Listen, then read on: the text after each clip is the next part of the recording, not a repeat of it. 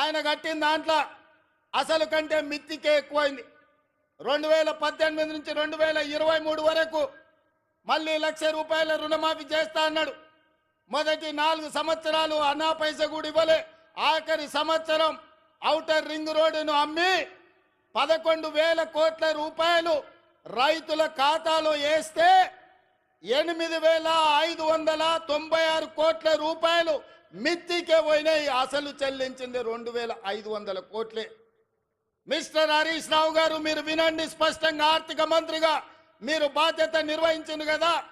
Outer ring road 7,500 కోట్ల రూపాయలకు తెగ నమ్మి ఆనాడు కాంగ్రెస్ పార్టీ నిర్మించి ఒక అద్భుతమైన ఆస్తిని నగరానికి, తెలంగాణ రాష్ట్రానికి ఇస్తే దాన్ని అమ్మేసి 5 సంవత్సరాలలో రైతు రుణమాఫీ చేసింది మీరు 11,000 కోట్లు అయితే అందులో 8,500 కోట్ల రూపాయలు మిత్తికే సరిపోయినాయి. మీరు చెల్లించిన అసలు 2,500 కోట్లే. ఇవాళ ఈ వేదిక మీద నుంచి లెక్కలు చెప్తున్నా. ఇవాళ నువ్వు అనొచ్చు పాలమూరులో మేము లేం కదా, నువ్వు ఎట్లన్నామని. ఇదే లెక్కలు అసెంబ్లీలో నేను లెక్కలు తేలుస్తా. 5 ఏళ్లలో మొదటి సంవత్సరం నువ్వు రైతు రుణమాఫీ చేసినుంటే ఈ 8,500 కోట్లు మిత్తి కాదు, రైతుల అసలు అప్పుకు సరిపోతుండే. మీరు 5 ఏళ్లలో మొదటి సంవత్సరంలోనే రైతు రుణమాఫీ చెయ్యనందుకు ఇవాళ మీరు ఇచ్చిందంత మిత్తికే పోయింది. అందుకే నేను ఆలోచన చేసిన, మా భట్టి గారి సలహా తీసుకున్నా. ఇవాళ నేను ఈ వేదిక మీద నుంచి సగర్వంగా తెలంగాణ రైతాంగానికి గొప్పగా నేను చెప్పదలుచుకున్నా. 29 రాష్ట్రాలలో ఉన్న ముఖ్యమంత్రులను కానీ ప్రధానమంత్రి నరేంద్ర మోడీని, కల్వకుంట్ల చంద్రశేఖరరావును సవాలు విసురుతున్నా.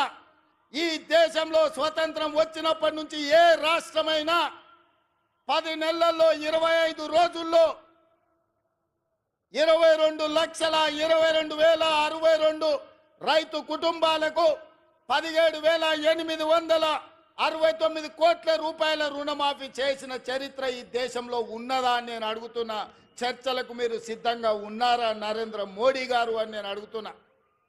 నరేంద్ర మోడీ గారు వస్తారా చర్చకు? కల్వకుంట్ల చంద్రశేఖరరావు గారు వస్తారా?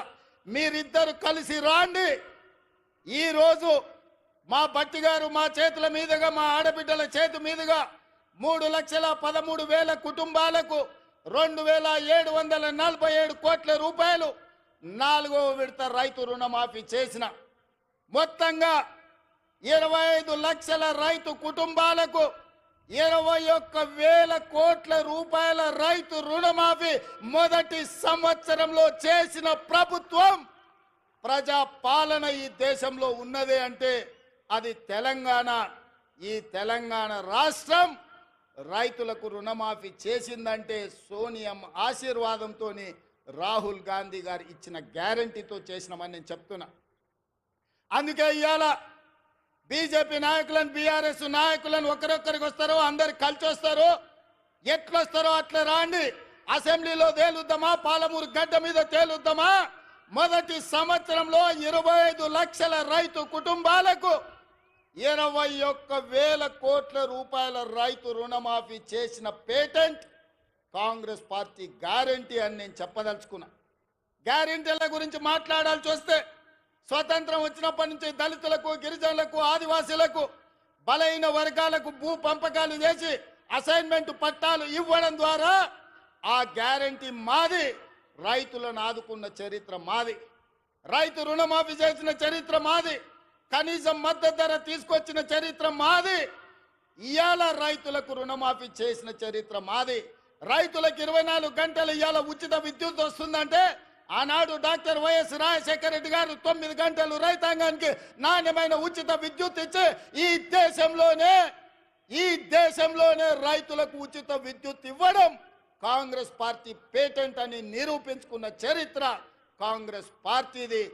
రైతు బీమా కనిపెట్టింది కాంగ్రెస్ పార్టీ. రైతులను ఆదుకున్నది కాంగ్రెస్ పార్టీ. ఇవాళ రైతుల గురించి ఏదైనా పేటెంట్ ఉంది, ఏదైనా గ్యారంటీ ఉందంటే రైతు రుణమాఫీ కావచ్చు, రైతులకు ఉచిత కరెంటు కావచ్చు, రైతు బీమా కావచ్చు. ఇవాళ రైతులను అన్ని రకాలుగా ఆదుకున్న కనీస మద్దతు ధర కావచ్చు. ఇవాళ రైతులకు 500 రూపాయలు బోనస్ ఇచ్చి వరి పంటను పండించిన చరిత్ర ఇవాళ కాంగ్రెస్ పార్టీది. ఈ పేటెంట్ అంతా మాది కాదా అని నేను అడుగుతున్నా. దీని మీద చర్చించడానికి మేము సిద్ధంగా ఉన్నాం. ఎవరెవరు వస్తారో రాండి అని చెప్పి ఈ వేదిక మీద నుంచి నేను సవాలు విసిరదర్చుకున్నా. అందుకే మిత్రులారా, ఇవాళ 70 సంవత్సరాల తర్వాత ఈ జిల్లాకు మనకు అవకాశం వచ్చింది. మన ప్రాజెక్టులు ఇంకా పడా ఉన్నాయి. నేను అడుగుతున్న చంద్రశేఖరరావు గారిని, ఉమ్మడి రాష్ట్రంలో సమైక్య పాలనలో సీమాంధ్ర ముఖ్యమంత్రులు తెలంగాణకు అన్యాయం చేసిండ్రను. మరి తెలంగాణ వచ్చిన తర్వాత మీరెట్లా అన్యాయం చేసిండ్రా అని నేను అడుగుతున్నా.